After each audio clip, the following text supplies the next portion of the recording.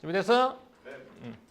오늘 단백질의 구조와 단백질 접힘 가봅시다. 일단 문단번호 쭉 써봐. 다 써봤습니까? 몇 개 문단으로 이루어져 있어요? 5개 문단으로 이루어져 있다. 첫 번째 문단에서는 뭐가 나온다? 화제, 논제가 나온다. 말할 거리 잘 들어봅시다. 뭐에 대해서 말하는지. 단백질은 세포 내에서 가장 다양하고 중요한 기능을 가지는 고분자 화합물로. 여기까지 보면 뭐의 개념? 단백질의 개념. 단백질 개념. 단백질 개념. 왜 안 나와? 이거 펜 들고 저 멀리 갔다 왔다고 해서 안 나오는 건가? 자, 단백질 개념. 그 다음 가볼게요. 단백질 어떤 기능을 하는지. 생체 반응을 중개하며 생명체의 질서를 유지하는 역할을 한다라고 했네요. 그러면 단백질의 기능 일단 몇 가지 나왔어? 2가지. 생체 반응을 뭐하고? 중개하며 또 생명체의 질서를 뭐한다? 유지하는 역할을 한다. 뭐에 대한 설명? 단백질의 개념과 기능 이렇게 되는 거야. 다음 아미노산은 이러한 단백질을 구성하는 기본 단위로라고 했죠. 아미노산은 뭐야? 얘는 단백질을 구성하는 기본 단위가 되겠죠. 아미노산이 결합되어 있는 구조를 뭐라고 해? 폴리펩타이드라고 한다. 단백질은 이러한 폴리펩타이드 사슬로 구성되어 있으며 대개 100개 이상의 아미노산으로 구성된다. 아미노산 서열은 단백질의 구조뿐만 아니라 단백질을 고유한 기능도 결정한다라고 했어요. 그럼 여기서 개념이 하나 더 나오죠. 뭐? 폴리펩타이드 이렇게 돼요. 그러면 맨 위에 있는 덩어리는 뭐야? 맨 위에 뭐가 있어? 이거 구성이잖아. 구성. 맨 위에 뭐가 있어? 가장 큰 거 뭐? 단백질. 단백질 밑에는 뭐가 있고? 아 정말? 폴리펩타이드. 폴리펩타이드가 뭘로 이루어져 있어? 아미노산으로 이루어져 있다. 이렇게 된 거야. 다시 한번 읽어볼게요. 아미노산은 이러한 단백질을 구성하는 기본 단위인 거야. 그래서 아미노산이 결합되어 있는 구조를 뭐라고 불러? 폴리펩타이드라고 부르는 거고, 단백질은 이러한 폴리펩타이드 사슬로 구성되어 있으며 라고 했죠. 100개 이상의 아미노산으로 구성된다고 했어요. 그럼 아미노산 몇 개가 모여서 몇 개 이상이? 100개 이상이 모여서 뭐가 되고? 폴리펩타이드가 되고, 이런 폴리펩타이드 사슬의 구성이 뭐가 된다? 단백질이 된다. 이렇게 됐습니다. 됐죠? 여기까지였어요. 아미노산의 서열은 단백질의 구조뿐만 아니라 단백질의 고유한 기능도 결정한다라고 했지. 그러면 여기까지만 봤을 때 앞에 나올 내용은 뭘까요? 이어질 내용은 뭐가 되겠어? 단백질의 아미노산의 서열. 이 아미노산의 서열에 따라서 단백질의 구조와 뭐가 달라진다? 단백질의 기능이 결정된다라고 한 거야. 그러니까 밑줄은 여기다 해주는 게 맞겠죠. 단백질의 구조와 기능을 결정하는 건 뭐라고요? 결국 아미노산 서열입니다. 됐나요? 여기까지 됐어? 자, 여기 다시 갈게요. 단백질의 개념과 단백질의 기능. 이런 단백질은 뭐를 기본 구조로 하고 있다고? 구성 요소로 아미노산. 아미노산이 100개 이상 모이면 뭐가 되고? 폴리펩타이드. 폴리펩타이드가 사슬을 이루고 있는 게 뭐라고? 단백질. 자, 근데 아미노산 서열은 단백질의 구조와 뭐에? 기능을 결정하는 것이 아미노산 서열이야. 자, 옆에 정리 한번 하고 갈까요? 첫 번째 문단이니까. 세포 내 생체 반응 중개 및 생명체의 질서 유지를 담당하는 고분자합 물질은 뭐라고? 단백질이죠. 단백질의 역할은 뭐라고요? 중개, 그 다음에 질서 유지. 단백질의 기본 구성 요소는 뭐고? 아미노산. 아미노산에 결합된 거 뭐가 되고? 폴리펩타이드. 폴리펩타이드 사슬이 바로 단백질의 구성이 되겠지? 그러면 단백질의 구조와 기능을 결정하는 건 결국 아미노산의 뭐? 서열. 이렇게 되는 거야. 그럼 여기서는 이제 아미노산 서열에 따라서 구조와 기능이 어떻게 달라지는지 이런 내용이 나올 거라고 짐작할 수 있다. 맞아? 자, 그럼 두 번째 문단 갑시다.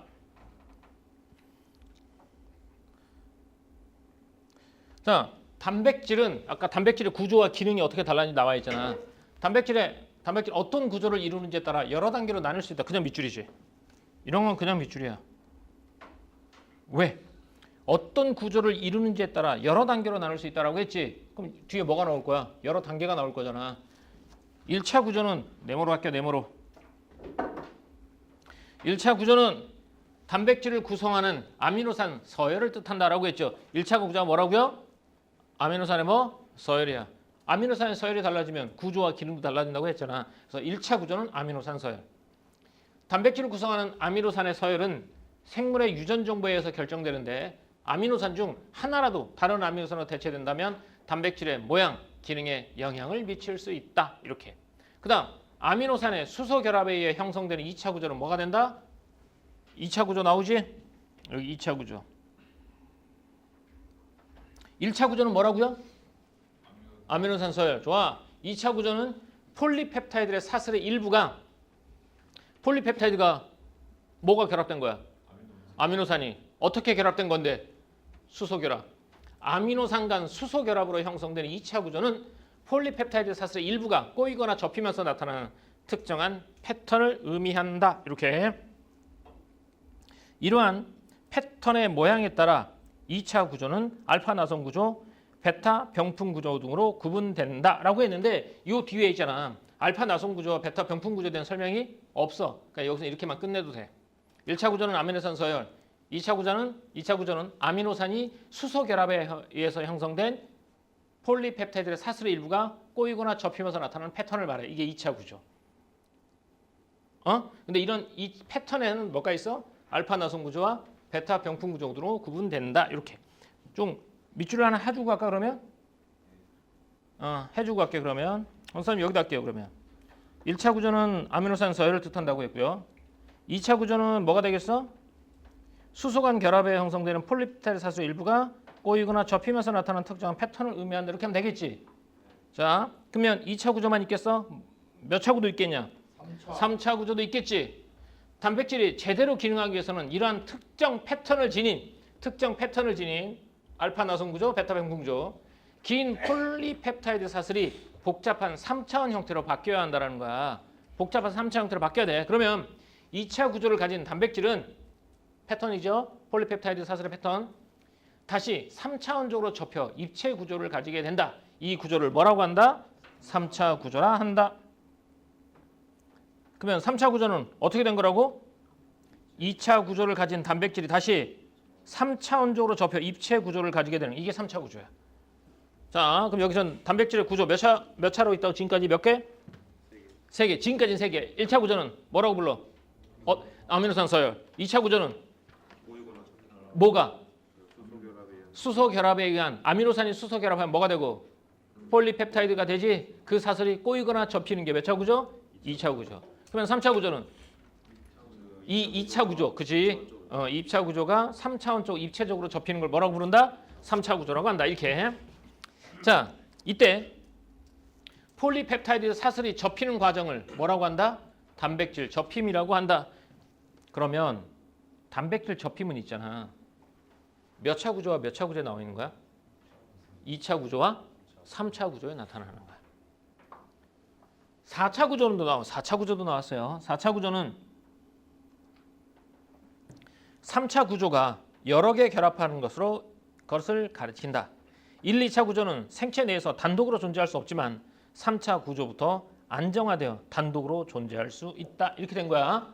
그렇죠? 그럼 총 몇 차가 나왔어? 4차가 나왔죠. 한 번만 더 해볼까? 1차 구조는 뭐라고요? 아미노산 서열. 2차 구조는요? 수소 결합에 의한 뭐가 수소 결합? 아미노산이. 그럼 폴리펩타이드 사슬이 되지? 얘가 뭐하면? 꼬이거나 접히면 몇 차 구조? 2차 구조. 3차 구조는 이 꼬이나 접힌 2차 구조가 3차원 입체원으로 겹치면 3차 구조. 얘네가 또 겹치면 뭐가 되고? 4차 구조. 이렇게 되는 거야. 그런데 여기서 폴리펩타이드 사슬이 접히는 과정을 뭐라고 한다? 단백질 접힘이라고 한다. 여기서 안정된 구조는 몇 차 구조부터? 3차 구조부터. 그러니까 1, 2차 구조는 생체 내에서 단독으로 존재할 수 없다는 얘기 같지? 하지만 3차 구조부터는 단독으로 존재할 수 있다. 여기서는 이 문단의 제목은 단백질의 뭐? 단백질의 뭐? 구조. 자, 단백질 1차, 4차 구조야. 이거 다 못 써도 돼. 어차피 본문에 있는 내용이니까. 빨리 가보자. 단백질은 어떤 구조를 이루는지에 따라 여러 단계로 나눌 수 있죠. 1차 구조는 아미노산 서열. 2차 구조는 아미노산 서열은 생물의 유전 정보에 의해서 결정되지. 여기서 하나라도 다른 것으로 대체되면 모양과 기능이 달라질 수 있다고 했고, 2차 구조는 아미노산 간의 수소 결합에 의해 형성되는 특정한 패턴이지. 무슨 패턴? 폴리펩타이드 패턴. 패턴의 모양에 따라서 알파 나선 구조와 베타 병풍 구조가 나오고, 3차 구조는 2차 구조가 3차원으로 접혀 입체 구조를 가지게 된 상태. 이렇게 된 거죠. 폴리펩타이드 사슬이 접히는 과정을 뭐라고 한다? 단백질 접힘이라고 한다. 3차 구조는 4차 구조가 여러 개 결합하여 이루어진 것이겠죠. 1, 2차 구조는 생체 내에서 단독으로 존재할 수 없지만 3차, 4차는 안정되어 있기 때문에 단독으로 존재할 수 있다. 됐지? 됐어? 그러면 넘어가지 말고 항상 앞에 있는 내용을 자꾸 쌓는 연습을 해야 돼. 첫 번째 문단에서는 단백질의 개념과 뭐 기능 나와 있지. 그리고 여기서는 단백질의 뭐에 대해서 단백질 서열이 달라지면 뭐가 달라진다? 구조와 기능이 달라진다. 단백질의 구조는 1차 구조, 2차 구조, 3차 구조, 4차 구조 이렇게 나온다. 이렇게 되지. 단백질의 구조까지 됐지? 자, 다음 넘어가.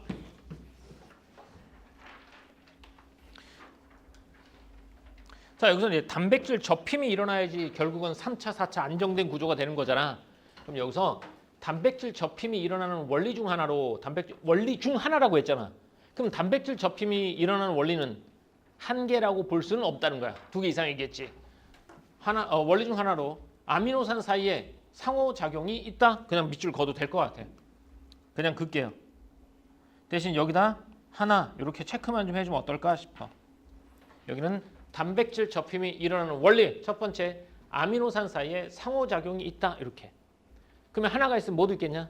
두 번째 것도 있겠지? 일단 첫 번째 것부터 가봅시다. 아미노산에는 물과 강한 친화력을 가진 친수성 아미노산과 물을 싫어하는 소수성 아미노산이 있는데 친수성과 소수성이 있어요. 폴리펩타이드 사슬은 뭐가 합쳐서 만들어진 거야? 아미노산이 몇 개 이상? 어떤 결합으로? 아니, 수소 결합으로. 그래. 폴리펩타이드 사슬에는 친수성 아미노산이 촘촘하게 존재하는 부분과 친수성 아미노산이 촘촘하게 된 부분이 있어. 그리고 소수성 아미노산이 모여있는 부분이 혼재돼 있어. 섞여돼 있어. 그러니까 여기는 친수성, 여기는 소수성 이렇게 돼 있단 말이야. 근데 세포 내부에는 거의 뭘로 가득 차 있어? 수분으로 가득 차 있지. 그래서 소수성 아미노산들끼리는 물에 닿는 부분을 어떻게 해야 되니? 최소화해야 되겠지. 그래서 서로 뭉쳐서 단백질 안쪽으로 접혀 들어가는 거야. 알겠어요? 이게 뭐야? 아미노산 사이의 상호작용이지. 그러면 아미노산은 무슨 아미노산과 무슨 아미노산이 있다고요? 소수성 아미노산과 친수성 아미노산이 있지. 근데 세포 내부는 다 뭘로 돼 있어? 물로 되어 있지. 그러니까 이 소수성 아미노산이 물을 좋아해 싫어해? 야, 우리끼리 뭉치다 보니까 뭐가 되는 거야? 단백질 펩타이드 사슬 어떻게 되는 거야? 접히게 되는 거야. 이해됐습니까? 좀 더 가보자. 접혀 들어간다. 이러한 과정과 첫 번째가 아미노산 사이의 상호 과정이었지?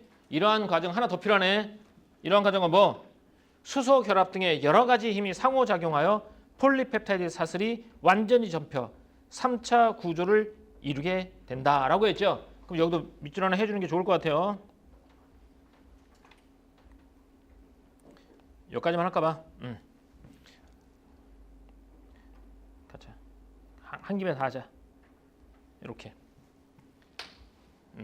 그래서 아미노산 사이의 상호작용, 소수성 애들끼리 물이 실어서 뭉치다 보니까 단백질이 접히는 거야. 이런 과정과 수소 결합 등의 여러 가지 힘이 상호작용하여서 폴리펩타이드 사슬이 완전히 접혀 뭘 이룬다? 3차 구조를 이루게 된다. 이거지. 근데 3차 구조부터는 얘네가 어떻지? 상태가 안정적이지. 그래서 세포 내 단독으로 존재할 수 있는 거야. 이때 열충격 단백질이라고 알려진 샤페론이 폴리펩타이드의 사슬과 상호작용하여 단백질 접힘에 관여하기 도한다라고 했지. 그럼 도한다는 얘기는 항상? 아니, 하기도 한다라는 거야. 샤페론이. 그러면 샤페론이 어떤 역할을 할까? 샤페론은 폴리펩타이드 사슬이 미리 접히지 않도록 안정화시켜 단백질이 제대로 접히도록 도와주거나 알았으니까 번호를 매겨줄게요. 샤페론의 역할입니다. 1. 잘못 접힌 단백질이 다른 단백질과 응집되어 만들어진 응집체의 분해를 돕는 역할을 한다라고 했지. 그러면 여기가 2라면 하나 더 있겠다. 3은 뭐의 역할? 샤페론의 역할. 이렇게 해서 세 가지로 갑시다. 이렇게. 그럼 이게 세 개를 다 묶어주는 건 뭐가 되겠냐? 맨 위에 뭐? 단백질 접힘이 일어나는 원리 중 이거. 단백질 접힘이 일어나는 원리야. 알겠지? 첫 번째는 뭐? 아미노산과의 상호작용. 이때 필요한 건 친수성 아미노산과 소수성 아미노산. 그래서 소수성 아미노산이 물을 실어서 뭉치지. 그래서 접히게 되는 거고. 두 번째는 이런 과정과 수소결합 등의 여러 가지 상호작용이 있어야 되지. 그중에서 이제 중요한 역할을 하기도 하는 게 뭐라고? 샤페론. 됐습니까? 여기까지 이해됐지? 재현이 졸리는 거 아니지? 자, 그러면 여기 있는 거 다시 한번 쓱 가봅시다. 단백질 접힘이 일어나는 원리입니다. 단백질 접힘은 아미노산 사이의 무슨 작용? 상호작용. 아미노산은 물과 친한 친수성과 물을 싫어하는 무슨 성? 소수성. 폴리펩타이드 사슬에는 두 성질의 아미노산이 혼재되어 있지. 그래서 물에 닿는 부분을 최소화하려고 서로 뭉쳐 단백질 안쪽으로 접혀 들어갑니다. 그래서 단백질 접힘이 일어나는 거야. 이 과정에서 수소 결합 등의 여러 가지 이미 상호작용하게 되겠지. 이렇게. 그런데 완전히 접히면 단백질은 이제 3차 구조를 가지게 되는 거야. 그렇죠? 이때 열천경 단백질로 알려진 샤페론이 폴리펩타이드 사슬과 상호작용하여 접힘 과정에 관여하기도 합니다. 관여한다라고 했는데 관여하기도 한다라고 해주는 게 좋겠지? 좀 더 본문에 있는 내용을 충실하려면. 샤페론은 폴리펩타이드 사슬이 이미 미리 접히지 않도록 안정화하는 역할을 하고요. 또 샤페론은 이를 통해 단백질이 제대로 접히도록 도와주고 잘못 접힌 단백질이 다른 단백질과 응집되어 만들어진 응집체를 뭐 하기도 한다? 분해하는 역할까지도 한다. 이렇게 되는 거야. 알겠지? 오케이. 그럼 단백질 접힘이 제대로 일어나야 되겠죠? 잘못 일어나면 안 되는 거야. 그지? 오케이. 다음. 그럼 여기가 단백질 접힘의 뭐라고? 원리라고 봤지. 근데 여기서 보면 단백질 접힘의 원리는 몇 차 구조를 만들 때 쓰는 거야? 3차 구조를 만들 때 쓰는 거지. 여기 3차 구조를 이루게 되면이라고 나와 있잖아. 그지? 자, 다음. 네 번째 문단 가볼까요? 이러한 단백질의 접힘은 복잡한 과정이므로 때로는 부적절하게 접힌 분자들이 만들어지기도 한다. 잘못 만들어지기도 한다 이거야. 그러면 잘못 만들어질 때는 어떻게 될까? 잘못 접힌 단백질은 보통 세포 내에서 분해가 되지만 분해가 돼. 노화 등의 이유로 세포 내부나 외부에 뭐 하기도 한다? 쌓이기도 한다. 이처럼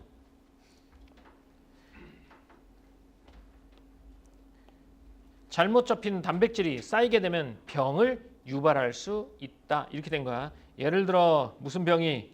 알츠하이머 병이 잘못 접힌 단백질이 돼서 쌓이게 된다라고 나와 있어요. 일단 잘못 접힌 단백질은 분해되지만 노화 등의 이유로 세포 내부나 외부로 쌓이게 돼요. 그렇게 되면 질병을 유발할 수 있습니다. 자, 어떤 것들이 있는가 보자. 예를 들어 알츠하이머 병은요. 정상 단백질이 비정상적 과정을 거쳐 잘못 접힌 독특한 입체 형태가 누적되면 이것이 신경 독성을 나타내거나 정상 단백질의 작용을 막아 발생하는 것으로 알려져 있다. 여기 뭐라고 나와 있니? 확실하지가 않아요. 알려져 있다라고 나와 있어요. 그러니까 우리도 이 알려져 있다. 이런 것들에 좀 낚이지 말아야 되겠지. 됐습니까? 오케이, 좋아. 자, 그럼 여기 가보자. 잘못 접힌 단백질로 인해 발생하는 질병입니다. 단백질 접힘은 복잡한 과정이죠. 그래서 때로는 부적절하게 접힌 분자들이 만들어지기도 합니다. 잘못 접힌 단백질은 보통 세포 내에서 분해되지만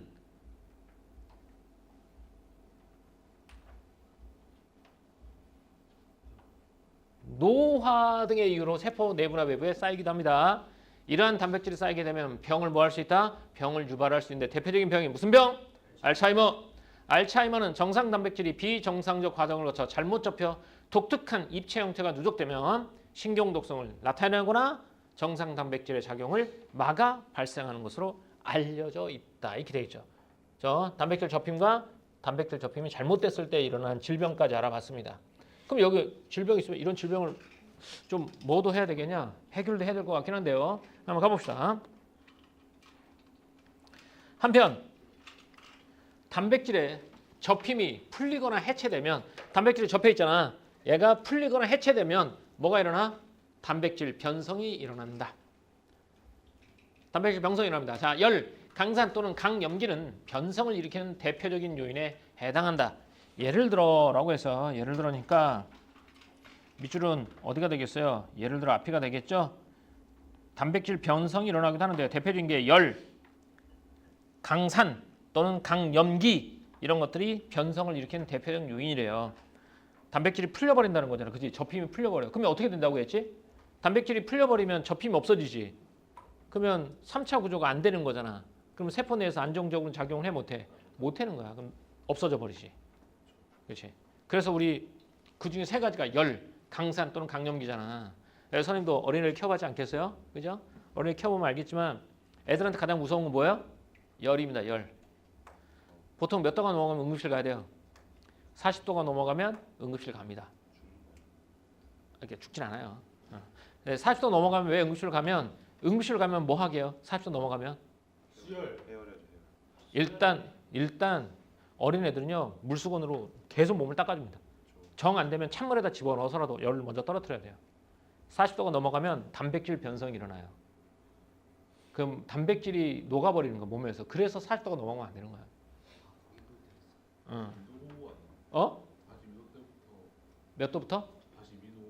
그렇게 얘기하더라고요. 그런데 사람 42도부터 변성이 시작되는데 그러니까 40도가 넘어가면 어떻게 하겠어? 위험하지. 그래서 병원 가면 일단 냉수에다 집어넣어서라도 열은 무조건 떨어뜨려야 돼요. 열이 그만큼 위험하다는 거야. 추운 거는 그냥 추우면 되지만 40도가 넘어가면 단백질이 분해된다니까. 야 돼지고기 넣을 때 막 야 안 돼. 40도가 넘어가면. 그래서 그렇다는 얘기지. 됐죠? 가자. 예를 들어 세포 내에서 기능하는 단백질 중 효소도 뭐의 일종이야? 단백질 일종이죠. 보통 중성 pH에서 중성 pH가 pH 7? 그래서 3차 구조를 유지할 수 있대요. pH 중성에서 3차 구조를 유지할 수 있단 말이야. 그런데 강산 또는 강염기 혹은 높은 온도에서 수소 결합이 대부분 파괴돼 버리는 거야. 그럼 뭐가 일어나? 변성이 일어나면 단백질의 아미노산 서열은 변함이 없어요. 그렇지? 아미노산 서열은 몇 차 구조였어? 1차 구조였지. 2차 및 3차 구조에 손상이 가해져 단백질은 제대로 기능하지 못하게 된다라고 했잖아. 그래서 아까 아미노산 서열이 유전 정보잖아. 그 하나만 대체돼도 정상적인 기능을 못한다고 했잖아요. 그래서 2차 및 3차 구조에 손상이 가해져. 그러면 단독으로 얘네가 세포 내에서 존재할 수 없게 되는 거지. 변성은 특별한 경우에 가역적이기 때문에 가역이라는 뭐예요? 역이 뭐야? 역주행 거꾸로 가역이라는 건 뭐야? 가능하다야. 그래서 변성은 특별한 경우에는 가역적이야. 다시 원래대로 돌아갈 수 있어. 변성의 요인을 제거하면 원래 고유의 구조를 다시 접힐 수 있단 말이야. 그러나 대부분의 단백질은 일단 변성이 일어나면 어떻게 돼? 영구적으로 변형된 채로 남는 비가역적인 변화가 일어난다라는 거야. 그래서 높은 열에 한번 노출돼서 단백질이 변성이 일어나면 다시 원래대로 돌아오지 않는다는 얘기가 되겠지. 됐습니까? 그럼 여기는 굳이 뭐 따로 밑줄을 그을 필요는 없을 것 같아요. 그죠? 여기는 이제 변성이 일어나는데 변성이라는 요인 이렇게 나와 있죠? 근데 얘네들은 대부분 어떻다? 비가역적이다라고 했으니까 여기다 하나 해주자 그냥. 이렇게. 특별한 경우에는 가역적이긴 하지만 대부분 어떻다? 비가역적이다. 됐습니까? 오케이. 다음 바로 가자. 정리 한번 해볼게요. 단백질 접힘이 풀리거나 해체되면 단백질에 뭐가 일어난다고? 변성. 변성의 원인은 몇 가지? 세 가지. 첫 번째 뭐? 열. 두 번째 강산. 두 번째 강염기. 이렇게 되는 거야. 세포 내 효소는 보통 pH가 중성. 이때 3차 구조를 유지하면서 기능을 수행하지. 근데 강산이나 강염기 혹은 높은 온도에서는 수소 결합이 어떻게 돼? 파괴돼 버리지. 우리가 수소 결합으로 인해서 만들어진 게 뭐였어? 2차 구조였지. 폴리펩타이드. 그러니까 2차 구조가 변성이 일어나도 단백질의 아미노산 서열은 1차 구조지. 얘는 변함이 없지만 2차 및 3차 구조에 손상이 간단 말이야. 그럼 단백질은 제대로 기능하지 못하게 되고, 이런 변성은 특별한 경우에만 가역적이고 대부분은 비가역적이다라는 것이겠죠. 됐습니까? 이렇게. 어때? 이 글은 어렵지 않죠? 항상 얘기하자는 선생님이 글이 되게 어려워 보여도 막상 읽어보면 과학, 기술 이런 것들이 제일 쉬워. 특히 내신에서는. 알겠지? 인문지문이 조금 어렵긴 한데 앞으로 우리가 배울 것 중에 인문지문은 없는 걸로 알고 있어요. 선생님 13 니네 프린트까지 다 봤는데 인문지문은 없었습니다. 모방 그거는 인문지문이라고 보기엔 좀 뭐하고, 그죠? 모방하고 그 다음에 나와 있던 게 CPU, GPU니까 기술지문이니까 그러니까 처음에 접근할 때는 좀 어려울 수 있어. 내용이 잘 이해가 안 되니까. 하지만 한 번만 이해하면 문제는 되게 쉽게 풀린다. 됐지? 요거 정리 한번 해볼까? 우리 안 보고? 아, 니는 봐도 돼. 자, 최대한 안 보고 한번 정리해보자. 첫 번째 문단에 뭐가 나왔죠? 단백질의 개념과 기능. 아, 역할. 그지? 기능 두 가지. 뭐였어? 아, 몰라도 돼. 거기 기능 두 가지 있다는 거 알면 돼. 자, 그 다음에 마지막에서 뭐에 대해서 얘기해 주세요? 단백질, 아미노산의 뭐? 서열. 아미노산 서열이 구조와 기능을 결정한다고 했다. 그 다음에 이제 두 번째 문단이 단백질의 구조지. 1차 구조는 뭐라고 부르고? 아미노산 서열. 2차 구조는 아미노산 서열이 무슨 결합에? 수소 결합에 의해서 뭐가 만들어지는 거야? 폴리펩타이드 사설이 꼬이거나 접히는 거죠. 2차 구조죠. 그 다음에 3차 구조는 2차 구조가 3차원적으로 접히는 거지. 그래서 입체. 그 다음 그런 것들이 연결되면 4차. 그러면 3차 구조와 4차 구조는 비교적 안정적이라서 세포 내에서 단독으로 안정적으로 존재할 수 있지. 이렇게. 그런데 그 다음에 얘네들은 단백질 접히면 되게 복잡한 과정이지. 잘못 접히기도 하죠. 그럼 잘못 접힐 때는 어떻게 됩니까? 아, 잘못되겠죠. 그렇죠. 아, 근데 그거 하나 빼먹었다 우리 중간에 하나. 그지? 단백질 접힘의 원리. 첫 번째 뭐예요? 여기서 원리 크게 세 가지였잖아.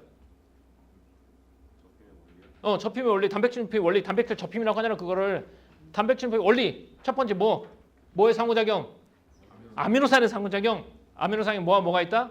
소수성과 친수성이 있는데 세포 내는 물이잖아. 그래서 소수성 애들이 야, 뭉치다 보니까 단백질 접혀 들어가는 거지. 이렇게 되는 거. 두 번째는 수소와 다른 것들의 다양한 상호작용 나오겠지. 거기서 또 어떤 역할을 하는 애가 하나 있어. 누구? 샤페론. 샤페론이 하는 역할은 잘못 접히지 않게, 그지? 미리 접히지 않게. 또 하나는 잘못 접혀 단백질끼리 그렇지, 결합되는 걸 분해하는 역할을 해주는 거야. 그렇죠? 다음 여기 단백질 접힘이야. 근데 단백질은 풀리거나 뭐 할 수 있다고 그랬지? 분해되거나 풀릴 수 있다라고 나와있지. 풀리거나 해체된다고 했지. 그러면 단백질의 변성이 일어난다라고 했죠. 그럼 단백질의 변성 원인 세 가지. 성찬이 뭐야? 열, 강산, 강염기. 이렇게 되는 거지. 그렇지? 이렇게 되는 변성이 일어나는 거야. 근데 이 변성은 가역적이다, 비가역적이다? 비가역적이다. 특별한 경우에만 가역적이고 대부분은 비가역적이다라는 것이겠지. 그러니까 한번 변성이 일어나면 다시 원래대로 돌아오지 않는다. 됐습니까? 예, 여기까지가 단백질의 구조와 변성 이렇게 되겠죠. 구조, 역할, 기능 이런 것들을 알아봤습니다. 됐죠? 오케이. 하나 더 하고 싶사. 우리 바로 하나 더 가자. 바로 두 번째 질문 갑시다. 두 번째 질문 토지 행정의 주요 수단.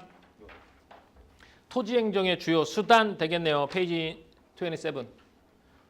선생님 나이 20년 전 나이.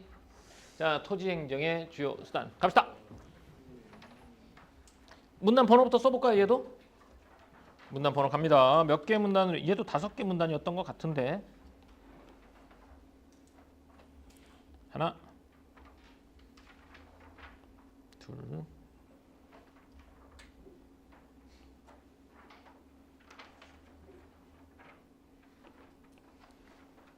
요거 발표한 사람. 학교에서 여기 진도로 나가니 여기까지는? 올라갔어? 그러면 승우한테 모르는 거 있으면 물어봐야 되겠다. 수업 시간에 잤다고? 잤니? 잤어? 이건 안 잤어? 자, 첫 번째 문단 갑시다. 첫 번째 문단 똑같아. 항상 똑같아. 첫 번째 문단은 화제나 논제를 제시해 주는 거야. 그죠? 무엇에 대해서 얘기할지 안내하는 역할을 해주는 게 첫 번째 문단입니다. 첫 번째 문단 갑시다. 토지 행정은 국민의 삶과 우리 후손의 삶을 위하여 국토를 종합적으로 이용, 개발, 보존하는 것을 목적으로 하는 토지 관련 행정을 가리킨다라고 물어봤는데 뭐의 개념? 토지 행정의 개념. 이거 토지 행정이 이거예요. 우리와 국민의 삶과 후손들을 위해서 국토를 종합적으로 이용, 개발, 보존하는 것을 목적으로 하는 토지 관련 행정입니다. 행정은 누가 하는 거야? 정부. 정부가 하는 거죠. 예, 정부. 정부가 한 겁니다. 토지 개발 계획을 입안하거나 결정하고 토지 거래를 규제하며 토지 이용을 조정하는 행정, 또 개발 이익을 환수하고 토지의 적정 가격을 평가하거나 공시하는 행정, 또 도시를 개발하거나 정비하는 행정, 또 농지의 소유 상한을 제한하고 이용을 증진시키며 농지 보존하는 행정 등이 모두 토지 행정이다라고 나와 있죠. 토지 행정의 종류 나와 있네. 한번 가보자. 번호 한번 매겨가 보자. 첫 번째, 토지 개발 계획을 입안하거나 결정하고 토지 거래를 규제하며 토지 이용을 조정하는 행정. 두 번째, 개발 이익을 환수하고 토지의 적정 가격을 평가하거나 공시하는 행정. 세 번째, 도시를 개발하거나 정비하는 행정. 네 번째, 농지의 소유 상한을 제한하고 이용을 증진시키며 농지를 보존하는 행정 등이 모두 토지 행정이다. 토지 행정의 종류가 나와 있네요. 그죠? 그러면 성우야, 여기 나와 있는 이 말은 무슨 말이냐? 공시. 가격을 평가하거나 공시. 공시. 공무원 시험? 공무원 슉슉슉. 공시 뭐야? 딱 알려주는 딱깔짤센? 아니 뭐지? 그걸 뭐라고 하나? 알잘 딱깔센? 공시는 공적으로 보여주는 거야. 사회 일반에 보여주는 걸 공시라고 해. 이걸 누구나 볼 수 있어요. 그러면 자, 이런 것들이 있습니다. 20세기 초까지는 토지의 이용 등에 대해 불간섭주의를 취하여, 그러니까 토지를 사용하는 것에 대해서 간섭하지 않았습니다. 누가? 없어도 알아야지. 정부가. 토지 행정이잖아 지금. 정부가. 정부가 토지의 이용 등에 대해 불간섭주의를 취하여 토지 소유자의 자유 및 지역 주민의 자치를 보장했다는 거야. 그러니까 불간섭. 행정이잖아 이거. 토지 행정이니까 정부가 간섭하지 않았어. 그러나 20세기 중반부터 토지 전체의 조화와 균형 있는 발전을 도모하기 위해 국토에 있는 각 지역이 담당해야 할 지역 질서를 설정하고 인구나 산업의 과밀 억제 정책을 수립하는 등 적극적인 정책을 추구하기 시작했다. 누가? 정부가. 이때부터는 뭐 하기 시작한 거니? 적극적인 정책을 하기 시작했죠. 그래서 일단 얘네들 한 이유는 각 지역이 담당해야 할 지역을 설정하고 여기서 어디까지 설정해야 되는지, 또 인구나 산업 과밀 억제를 수립하는 등 적극적인 정책을 추구하기 시작하였다. 이제. 그럼 여기서는 이제 뒤에 뭐가 나올 것 같아요? 항상 생각해 보세요. 그래, 적극적인 정책에 해당하는 게 뭐냐 이거겠지. 그러면 여기서는 이것만 보자면, 자, 뒤에 내용이 없다 치자. 그러면 여기서는 이거야. 토지행정의 개념, 토지행정의 종류, 그리고 토지행정의 변화 이렇게 되겠지. 근데 앞으로 나올 내용은 적극적인 행정이 되겠잖아. 정책이 될 거잖아. 그러니까 선생님 밑줄은 어디다 할 것 같아요? 마지막? 다 할까? 길어도 다 해버릴까? 해버려야지. 해버려. 이렇게. 그럼 여기서는 적극적인 토지 행정에 대해서 나와 있을 거라는 거지. 오늘 이제 발표한 순과 얘기해 볼까요? 그럼 적극적인 토지 행정에 몇 가지가 있습니까? 아, 발표를 안 했죠. 수업을 들었잖아. 세 가지 있어요, 세 가지. 아, 찍지 마. 두 가지죠. 아, 네 가지? 이런 네 가지 좀. 두 가지. 두 가지입니다. 두 가지. 자, 그럼 가볼까? 옆에 살짝 보고 갈까요, 우리? 토지 행정은 국토를 종합적으로 이용, 개발, 보존하여 국민과 후손의 삶을 위하는 것을 목적으로 한다. 여기는 토지 개발의 계획 결정, 거래 규제, 이용 조정과 같은 다양한 행정 업무가 포함됩니다. 개발이익 환수, 토지 가격 공시, 도시 정비 및 농지 소유 제한, 보존 등도 모두 토지 행정에 해당합니다. 20세기 초반까지는 무슨 주의? 무슨 주의? 불간섭주의. 하지만 20세기 중반부터는 어떻게? 적극적인 정책이다라는 거지. 그래서 얘가 하는 역할이 뭔데? 인구와 산업의 과밀 억제하고 각 지역이 담당해야 할 지역 질서를 직접 설정한다라는 거죠. 됐습니까? 수업 끝나고 이 파일 올려줄게요. 앞에 지금까지 했던 파일 싹 다 올려줄게요. 자, 다음. 그러면 이제 본격적으로 적극적인 한번 가봅시다. 두 번째 문단. 토지행정에, 아까 토지행정 위에 있는 거잖아. 토지행정의 구체적 수단으로는, 수단이 뭐야? 그 토지행정, 아까 뭐 과밀 억제 정책도 하고 뭐도 하잖아. 거기 할 수 있는 수단으로 토지 거래 허가제하고 부동산 가격 공시제 등이 제시되고 있다라고 나와 있죠. 바로 밑줄이죠. 바로 밑줄입니다. 그 다음 뭐가 나오겠어? 그럼 둘 중에 하나 나오겠지? 토지 거래 허가제부터 나올 것 같습니다. 맞습니까? 그럼 토지 거래 허가제 가보자. 네모. 오늘 선생님 기분이 아주 좋아요. 왜? 화면이 밝아. 띄워도 그대로야. 토지 거래제 아니 발음은 안 좋아. 토지거래 허가제.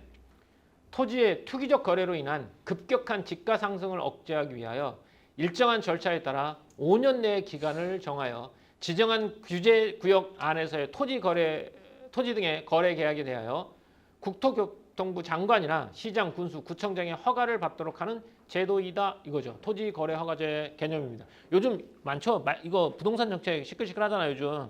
그래서 토지 거래 허가제로 묶이는 지역들이 있어요. 거기서는 내가 내 집을 팔 때도 마음대로 팔아 못 팔아? 마음대로 못 팔아요. 뭘 받아야 돼? 허가를 받아야 돼요. 누구의? 국토교통부 장관, 시장, 군수, 구청장의 허가를 받도록 하는 제도입니다. 이게 뭐라고? 토지거래 허가제입니다. 토지거래 허가제가 시행되는 경우 허가 없이 거래 계약을 하잖아요. 만약에 허가 없이 거래를 하잖아. 그러면 돼, 안 돼? 안 되지. 그러면 부동산 거래 신고 등에 관한 뭐에 의해서? 법률이야. 법률이지. 법률이잖아. 그럼 얘를 어기면 무슨 제재를 받는다는 거야? 법적 제재를 받는다는 거야. 자, 가보자. 어떤 법적 제재가 있는지 가볼까요? 허가를 받지 아니하고 거래 계약을 체결할 때에는 계약의 효력이 발생하지 않는 것으로 간주하며, 첫 번째, 허가를 안 받았어요. 그럼 어떻게 된다고요? 허가를 받지 않았으면 계약의 효력이 발생하지 않는 것으로 간주합니다. 그런데 허가를 받긴 받았어. 근데 뭘 썼어? 속임수나 그 밖에 부정한 방법으로 토지거래 계약을 허가받은 자에 대해서는 뭐 2년 이하의 징역이나 계약 체결 당시에 토지 가격의 100분의 30에 해당하는 금액 이내에서 뭐에 처한다? 벌금에 처한다라고 되어 있어요. 이렇게 두 가지죠. 이거는 이제 여기 토지거래 허가제에 대한 설명이고요. 어겼을 때 처벌은 이렇게 할게요, 선생님이.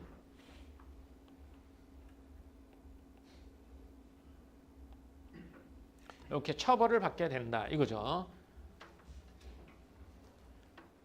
자, 법적인 제재를 받지? 법적인 제재를 받으려면 뭐가 있어야 되냐? 우리나라는 법적인 뭐야? 죄형 법정주의라고 말하잖아. 그지? 그 죄가 성립되려면 법적인 근거가 분명히 있어야 되겠지? 그러니까 여기서는 뭐라고 나왔냐면 여기서는 이렇게만 나왔어요. 부동산 거래 신고 등에 관한 법률이라고만 나왔어요. 그래서 좋아. 그러면 토지 거래 허가제는 징역이라든지 벌금을 내잖아. 그러면 법적 제재를 받으려면 법적인 근거가 분명히 있어야 됩니다. 그래서 그 다음에는 뭐에 대해서 얘기해줘요? 법적인 근거에 대해서 얘기해 줍니다. 그래서 법적인 근거, 토지거래 허가제는 헌법 제23조와 122조의 근거를 두고 있다. 이렇게. 요거까지 하고 앞으로 넘어올게요. 우진이 집중, 멍 때리지 마. 헌법 제23조부터 가볼게요. 두 개가 법적 근거니까. 제23조에서 재산권을 보장하면서도 아까 야, 내 땅인데 내가 마음대로 거래를 못하게 해. 이거잖아. 그럼 개인의 기본권이 어떻게 되는 거야? 침해된다고 볼 수 있지. 그런데 헌법 제23조에 나와요. 재산권을 보장하면서도요. 재산권의 행사는 뭐에 적합해야 한대요? 공공복리에 적합해야 한다는 거야. 즉 내가 내 집을 파는데 공적인 이익에 반하면 안 된다는 얘기겠죠. 그렇지? 그러니까 봐봐. 내 땅을 내 마음대로 못 팔게 하잖아. 그게 법적 근거가 어디에 있다고? 헌법 제23조. 또 두 번째, 제22조에서는 국토의 효율적이고 균형 있는 개발 및 보조를 위해 개인에게 제한이나 의무를 부과할 수 있다는 것을 규정하고 있다라고 나와 있지. 자, 법적 규제 두 가지 나와 있지. 이거에서 기본권이 어떻게 되는 거야? 제한되는 거야. 알겠어? 법적 근거 두 개 나왔어요. 그죠? 따라서 아이고야 그러지 마. 입법권자 누구야?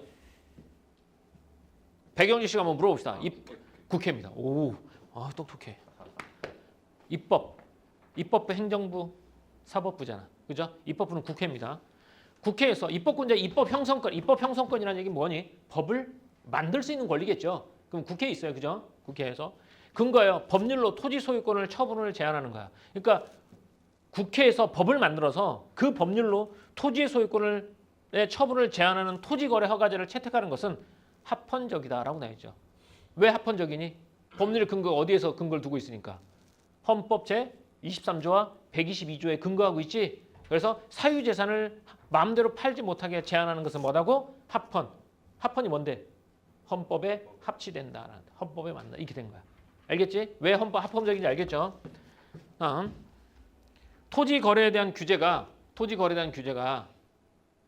사유지를 대상으로 하는 것이 아니라 모든 사유지가 아니야. 모든 사유지를 하면 그거는 이제 헌법이 안 되겠지만 뭐 할 경우에만 공공의 복리에 반하는 경우에만 제한할 수 있는 거잖아. 그래서 토지 거래에 대한 규제가 모든 사유지를 대상으로 하는 것이 아니라 투기 우려 지역 또는 집가 폭등 지역에 토지에 한정된다는 점 심표니까 이 첫 번째.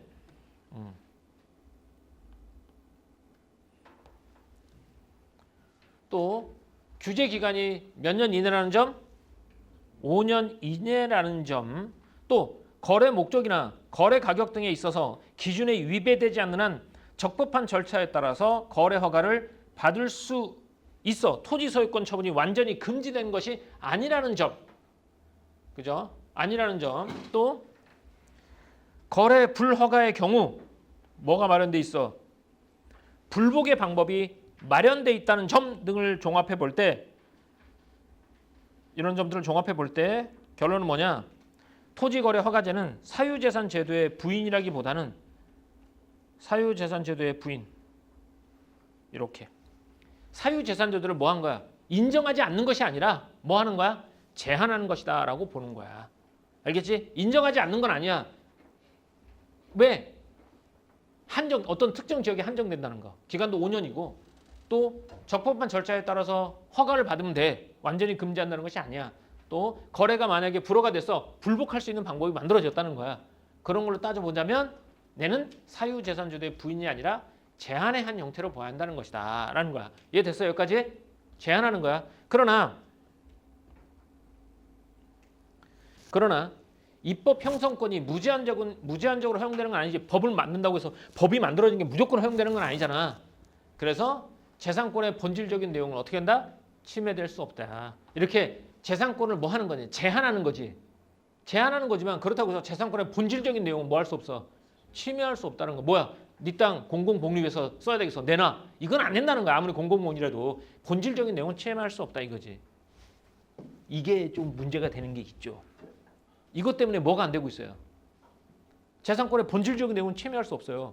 그래서 이거 환수해야 되는데 환수 안 되는 것들이 있잖아. 누구 거? 친일파의 재산. 아이고. 자, 이렇게 됐죠? 여기까지 뭐에 대해서? 토지거래 허가제입니다. 토지거래 허가제. 얘는 어기면 뭐의 제재를 받아요? 법적 제재를 받죠? 법적 제재를 받는 거 아까 나와 있었지? 그럼 법적인 근거는 어디에 있어? 헌법 제23조하고 122조가 되어 있죠. 그럼 얘는 공공복리를 위해서 개인의 재산권을 뭐 할 수 있다?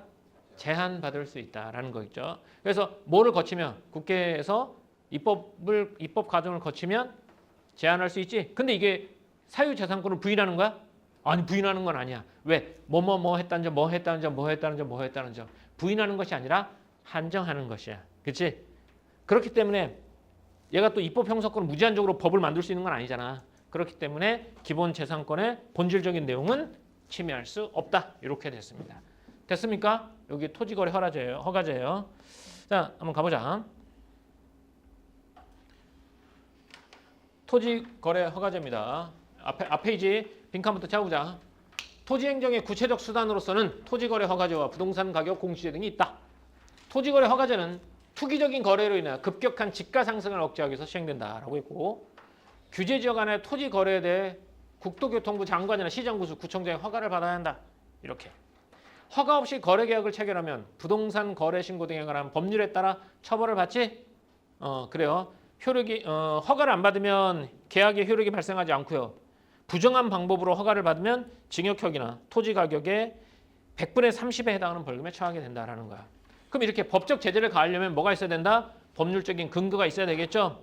그래서 헌법 제23조와 122조의 근거를 두고 있습니다. 그러면 23조의 내용은 뭐냐? 재산권의 형성은 공공복리에 적합해야 한다라는 거고, 122조는 국토 보존을 위해 개인에게 제한이나 의무를 부과할 수 있다. 이렇게. 그래서 법률로 토지 소유권의 처분을 제한하는 토지거래 허가제를 채택하는 것은 합헌적이다. 헌법에 맞다. 헌법 23조와 122조의 근거를 두고 있기 때문에. 그죠? 또 근거는 뭐냐면 규제 대상은 모든 사유지가 아니라 투기 우려 지역 또는 집값 폭등 지역에 대해서 한정하고요. 규제 기간은 5년 이내고 기준에 위배되지 않는 적법한 절차에 따라 거래 허가를 받을 수 있어. 그리고 처분이 완전히 금지되는 것이 아니고 그리고 불복할 수 있는 방법도 있어. 그렇기 때문에 이는 사유재산 제도의 부인이 아니라 제한의 한 형태로 봐야 한다라는 거죠. 다만 입법 형성권은 무제한이 아니며 재산권의 본질적인 내용은 어떻다? 침해될 수 없다라는 거죠. 알겠지? 이렇게. 그러니까 입법 형성권이라고 해서 아무 번이나 막 만들어낼 수는 없어. 그리고 그렇기 때문에 기본의 재산 기본권은 본질적으로 침해될 수 없다. 이렇게 됐어요. 맞나요? 그러면 그 다음에 뭐가 나오겠니? 토허제가 나왔으니까 무슨 제도가 나와야 되겠어? 그 다음에 부동산 뭐?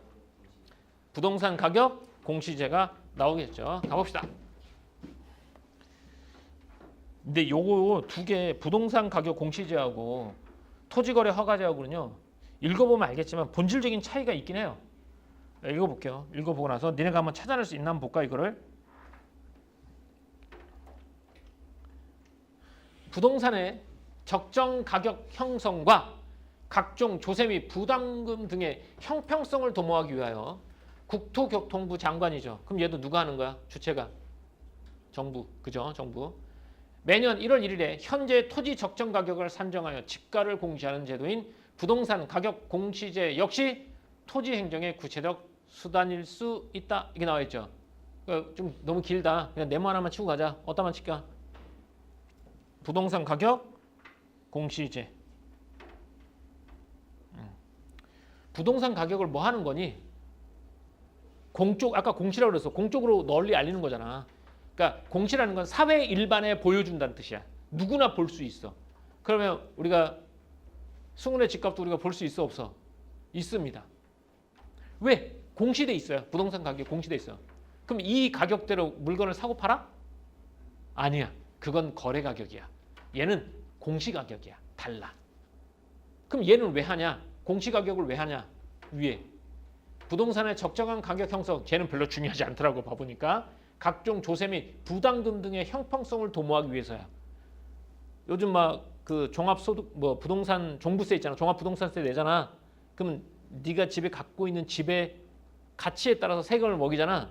그지? 그때 매기는 게 얘네 집의 가격에 따라서 매기는데 그게 거래 가격이 아니라고. 시장에서 거래되는 너네 집의 가격에서 세금을 매기는 게 아니라 공시 가격으로 내는 거야. 근데 그동안은 공시 가격은 실제 거래 가격의 한 60% 정도밖에 안 돼요. 그러니까 공시 가격을 만든 이유는 뭐냐? 각종 조세라든지 세금이라든지 부담금이라든지 이런 것 등을 형평성에 맞게 하기 위해서 만든 게 부동산 가격 공시제인 거야. 이거 가지고 거래는 하는 건 아니다. 거래 가격 아니다. 자, 가보자. 역시 토지 행정의 구체적 수단일 수 있다. 공시지가는 토지 가격의 적정한 기준을 나타내는데 공시지가는 표준지로 선정된 토지의 단위 면적당 가격인 표준지 공시지가를 기준으로 토지 가격 비준처를 사용하여 개별 토지에 따라 산정되는 개별 공시지가를 말한다. 개념이지. 공시지가의 개념. 근데 이제 가끔 이제 부동산 사이트 같은 데 들어가 보면요. 이게 뭐 무슨 아파트 클릭하면 거기에 공시지가가 나와 있어요. 근데 공시지가는 거기에 있는 아파트는 다 똑같은 공시지가가 아니라 기준지가 있을 거 아니야. 기준지. 표준지로 설정된 단위 면적당 가격이 있을 거잖아. 거기를 기준으로 학교에 좀 더 가깝네. 도로변에 좀 가깝네. 산업이 좀 선호하겠네. 그러면 거기서 조금씩 달라지는 거야. 그 가격 비준표를 사용해서 개별 토지에 따라 산정되는 개별 공시지가를 말하는 거야. 선생님 집 1층에 1층. 선생님 집 1층. 왜 1층이냐면 애들 어렸을 때 선생님이 하도 뛰지 마 이 얘기를 너무 입에 달고 산 거야. 애들은 떼야 되는데. 그래서 무조건 1층으로 이사하겠다 맘먹고 1층으로 이사 온 거야. 그러면 1층은 보통 사람들이 선호하지 않아? 선호하지 않습니다. 보통은. 일단 창문이 열면 바로 바깥이기 때문에 사람들의 시선을 피할 수가 없어요. 근데 뛰기만 좋아. 너 어렸을 때 일찍 나왔어. 그러니까 마음껏 뛰었잖아. 우리 집 1층. 좋은 것도 있어. 뭐가 좋아? 엘리베이터 앞에. 그래. 안 좋은 거 뭔데? 원래 뭐 없는데. 안 좋은 거 난 있어. 아파트에서 무슨 행사가 있는지를 몰라. 엘리베이터에 다 붙잖아. 엘리베이터를 안 타니까 어떤 행사가 있는지 몰라. 또 좋은 거 있어요. 엘리베이터 안 타니까 시간에 맞춰서 학교 가기 딱 좋아요. 대기 시간이 없으니까. 어렸을 때 놀이터에서 놀다가 화장실 갈 때 잽싸게 뛰어와서 화장실도 가고요. 근데 요즘 막 아파트 1층 없던데. 그렇지. 없는 경우도 있지. 그러니까 공시지가 표를 보면 1층은 다른 데보다 공시지가가 좀 싸요. 헐. 이런 거는 이제 세금과 매기기 위해서 그런 거야. 얘는 어쨌든. 대박. 공시지가는 토지 시장에 지가 정보를 제공한. 아까 토지 시장이 뭐겠어요? 부동산 시장이잖아. 일반적인 토지 거래 지표가 되며 국가나 기관이 업무와 관련하여 지가를 산정하거나 감정하는 기준이 된다라고 했잖아. 세금 매길 때 니네 집은 공시지가가 얼마니까 세금 얼마. 니네 집은 공시지가가 얼마니까 의료보험료 얼마. 이런 거 부담금이라든지 세금 낼 때 쓰는 거야 이게. 됐죠? 공시지가에 대한 개념 조금 알겠어요? 이렇게. 이렇게. 근데 이거 도시 행정이라 그랬잖아. 그지? 행정인데 공시지가면 어떤 기준점만 딱 정하는 거 아니야? 그지? 그러니까 이걸 도시 행정으로 봐야 되나? 라고 말하는 경우가 있을 수 있어요. 다음 분들 한번 가볼게요.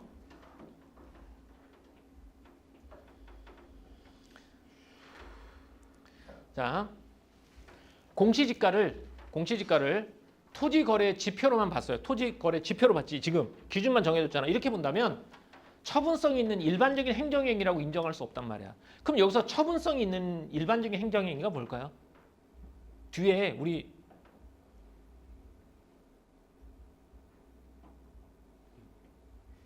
뭐 하는 놈이야? 처분이라는 말이 처분 까먹었잖아 내가.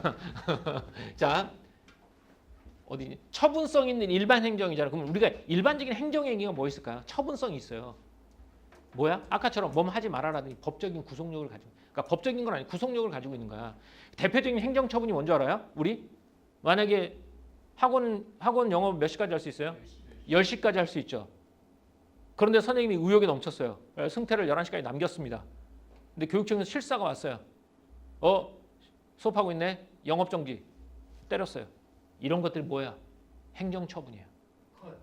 영업정지. 영업정지를 때렸어. 한 번 더 걸렸어. 그럼 뭐야? 학원 인가를 어떻게 버려요? 취소해버려요. 이런 것들이 행정처분인 거야. 근데 그런 행정처분에 비춰보자면 토지거래 지표만 딱 정해주는 거 보니까 왠지 일반적인 행정행위라고 인정할 수 없을 것 같죠? 그렇지? 그런 거야. 이 말의 의미는 그런 거야. 일반적인 행정처분. 그러나라는 말이 나왔으니까 그래도 행정행위라고 인정해준다는 거지. 그러나 공시지가는 보상액을 상정하거나 이런 거야. 왜? 나 만약에 이제 승우가 집이 좋은데 길 옆에 좋은 집을 가지고 있는데 정부에서 뭐 행사를 하다가 그 집이 뭐 뽀개졌어. 그럼 뭐야? 정부에서 보상해줘야 되지. 보상해줄 때 너 저번 달에 니네 동네 아파트가 얼마에 팔렸는지를 보는 게 아니라 뭐에 따라서? 공시지가에 따라서 보상해준다는 거야. 그래서 보상액을 산정하거나 아까 말했던 것처럼 조세를 부과하는 기준이 되기 때문에 단순한 기준에 그치지 않고 사실상 한정액으로 작용하여 구속적인 기능을 가지게 된다. 항상 딱 거기까지 그 이상은 안 돼라는 구속적인 기능을 가지게 된단 말이야. 따라서 제한적으로 공시지가를 처분성 있는 행정행위라고 인정하는 부분 행정행위 인정설이 다수로 받아주고 있다라는 거야. 그러면 부분 행정행위 인정설이니까 얘는 행정행위로 인정한다, 인정하지 않는다. 부분적으로 행정행위로 인정한다라는 뜻이야. 그러면 처분성 있는 일반 행정이라고 보면 결국은 처분성이라는 건 아까 있지 무슨 처분을 내리는 거잖아. 근데 그 말은 이 문맥상에서 보자면 어떤 말과 가장 유사하냐면 구속적인 기능과 유사하다는 얘기야. 아까 했잖아. 구속적이라는 거잖아. 여기서 뭐뭐 하지 말아라, 뭐뭐 해라 이게 나오지. 그래서 처분성인 일반 행정은 아마 여기서 보면 구속적인 기능을 가진다라는 말과 의미적으로 서로 통한다는 거야. 그럼 구속적인 기능이 있으면 그걸 어기면 돼, 안 돼? 돼, 안 돼? 안 되지. 그래서 얘를 어기면 어떻게 되냐? 즉 공시지가에 따라 세금을 부과하거나 표준지 공시지가를 기초로 개별 공시지가를 산정하는 것에 불복한다면 뭐가 돼? 그 자체로 뭘 해야 돼? 나 여기 잘 들어. 여기가 이 글에서 보면 이 글 전체를 이해할 수 있는 포인트야. 그럼 불복한다면 문제가 돼, 안 돼? 구속적 기능이 있잖아. 그러면 일반적인 상식에 보자면 위법성을 다툴 수 있어 없어? 위법성을 다퉈야 되지. 근데 뭐라고나? 위법성을 다툴 것이 아니라 공시지가 결정 취소를 구하는 행정소송을 제기해야 된다라고 말하는 거야. 왜 이런 얘기를 하냐면 이게 잘 봐. 여기서는 이제 토지행정이잖아. 말 그대로 행정이긴 하지만 앞에는 법적 근거를 두고 있지. 그치? 그럼 얘는 뭐에 의해서 처벌을 받는 거야? 법에 의해서 처벌을 받는 거야. 그럼 걔를 어기면 어디로 잡혀가는 거야, 쟤는? 그렇지. 경찰서 가는 사법기관에 가는 거야. 앞에 거는 토지거래 허가제는 사법기관에 가. 근데 얘는 누가 하는 거야? 법적인 있어 없어? 없지. 그럼 얘는 무슨 소관이니? 행정부 소관인 거야. 행정부 소관이니까 행정부에서 뭔가를 시행을 했을 때 그걸 어겼어. 그럼 무슨 처벌을 받아? 행정처벌을 받는 거야. 그럼 더 쉽게 해줄게. 자, 내가 뭔가를 어겼어. 그럼 나한테 제재가 들어오는 경우가 크게 두 가지야. 첫 번째가 벌금. 그지? 두 번째는 뭐가 나와? 과징금. 벌금하고 과징금의 차이인 거야. 그러면 벌금은 뭘 어겼을 때? 법을 어겼을 때. 과징금은 그래 행정적인 절차를 어겼을 때 과징금을 내는 거야. 그러니까 앞에 거는 법적 절차를 따른 거고 얘는 행정적 절차를 따르게 된다는 거야. 그러니까 얘는 법적에다가 기반을 두고 있지 않지. 그래서 얘는 위법성을 따지는 것이 아니라 공시지가 산정이 잘못됐잖아. 그럼 뭐야? 행정소송, 취소소송을 내야 된다는 거야. 알겠어? 그러니까 얘는 사법부에, 얘는 어디 부에? 행정부에 제재를 받는 거야. 그게 벌금과 과징금의 차이인 거야. 알겠어요? 그래서 아까 얘기했지만 내가 여기서 10시 넘어서 영업을 하잖아요. 그러면 영업정지와 함께 뭐도 떨어져? 벌금이 안 떨어지는 거야. 뭐가 떨어져? 과징금이 떨어지는 거야. 과징금을 내고 또 했어. 그럼 뭐야? 허가를 취소해버리는 거야. 이거는 사법적인 게 아니잖아. 행정적인 절차, 행정처분이니까. 그렇게 그러니까 얘도 어떻게 보면 행정처분으로 본다. 그래서 위법사를 다툴 것이 아니라 공시지가 결정을 취소하는 행정소송을 하는 거야. 좀 이해됐어요? 그래서 앞에 거랑 뒤에 거랑 좀 내용이 다르지? 토호제는 법률적인 근거에 의해서 그러니까 벌금이나 징역을 사는 거고 얘는 행정소송이니까 행정소송 쪽이 더 훨씬 더 강하니까 얘는 뭘 받아? 과징금을 받는 거야. 과징금을 받거나 아니면 행정소송을 제기할 수 있다가 되겠지. 됐습니까? 자, 그럼 여기 끝이죠? 딸꾹질 나왔어. 어렵다고요? 재미씨. 오지죠? 자, 부동산 가격 공시제입니다. 부동산 가격 공시제는 토지의 적정한 가격 형성과 조세 등의 형평성을 유지하기 위해서 시행된다라고 했지. 머릿속에 공시지가라는 개념이 쭉 잡히니까 요 말이 알겠지? 근데 이제 조세 등의 형평성. 다음. 그래서 얘는 누가 매겨? 행정행위니까 국토부 장관. 앞에 것도 토지 행정적인 거야. 근데 행정행위인데 법률에 근거를 하고 있기 때문에 벌금과 징역을 사는 거고. 얘는 이제 국토부 장관이 토지의 적정 가격을 산정해서 공시하는 거야. 공적으로 보여주는 거야. 표준지로 선정된 토지 단위의 면적당 가격을 표준 공시지가라고 불러. 아파트가 있으면 그 아파트 가장 기본이 되는 그 아파트에 그 동이 있을 거 아니야. 기준이 되는 동. 거기를 표준지 공시지가라고 불러. 그러니까 표준지 공시지가를 기준으로 거리랑 뭐 학교랑 이런 거 다 따져서 개별 공시지가를 산정하는 거야. 공시지가는 토지시장에 지가 정보를 제공하여 일반적인 토지거래 지표가 된다라고 했는데 여기 토지시장, 부동산 다 볼 수 있어 우리가. 너네 살고 있는 아파트 공시지가 다 나와 있어. 또 국가나 기관이 업무와 관련하여 지가를 산정하거나 감정하는 기준이 되겠지? 이게 보상이라든지 또는 과세라든지 이런 거지. 그래서 국토의 효율적인 관리를 목적으로 하는 토지 행정의 구체적인 수단 중에 하나라고 보는 거야. 알겠죠? 다음. 그런데 공시지가를 토지거래 지표로만 본다면 처분성 있는 일반적인 행정행위라고 인정할 수는 없단 말이야. 단순히 기준만 정해주는 거잖아. 그러니까 구속력이 없잖아. 뭐뭐 해라고 행정처분이 아니잖아. 할 수 없지만 하지만 공시지가는 보상액 산정이나 조세 부과의 기준이 되어 사실상 한정액 딱 거기까지 정해주는 작용하고 뭘 가진다? 구속적인 기능을 가진다는 거야. 그러니까 얘도 뭐로 봐야 된다? 공시지가를 처분성 있는 행정행위로 인정하는 부분행정행위 인정설이 다수를 받아들이고 있다라는 거지. 그렇죠? 이렇게. 그럼 얘를 어기면 어떻게 된다? 불복한다면 그렇지. 불법한 그 자체의 위법성을 다투어서는 안 돼. 뭘 따라야 돼? 행정소송을 제기해야 된다라는 거죠. 그러면 요 마지막 문장 이해했죠? 왜 위법성을 다투면 안 되고 행정소송을 해야 되는지 알겠지? 예, 얘는 법률에 근거하신 아니기 때문에 그렇습니다. 그래서 행정처분이기 때문에 그래요. 됐어요? 그렇지. 됐습니까? 오케이. 자, 이렇게 해서 오늘 2개의 지문을 쉼 없이 한번 달려봤습니다. 좀 쉬었다가 나머지 지문 해보도록 합시다.